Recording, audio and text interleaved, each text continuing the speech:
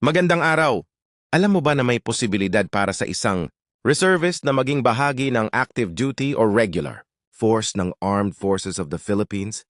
Narito ang mga paraan kung paano. Una, through commission or enlistment. Kung may bakanteng posisyon at pangangailangan ng AFP, maaaring mag-apply ang isang qualified reservist para maging active enlisted, personnel o officer.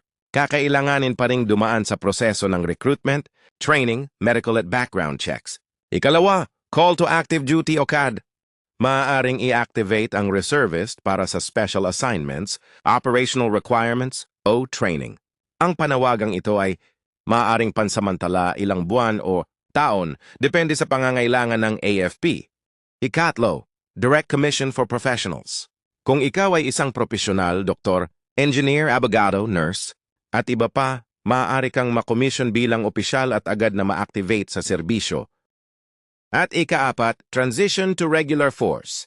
Hindi ito automatic, ngunit kung maayos ang iyong performance bilang reservist, pasado ka sa lahat ng qualifications at may bakanteng slot, maaari kang maging bahagi ng regular force.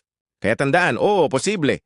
Ang pagiging reservist ay maaaring maging daan tungo sa pagiging regular na kawal ng ating sandatahang lakas.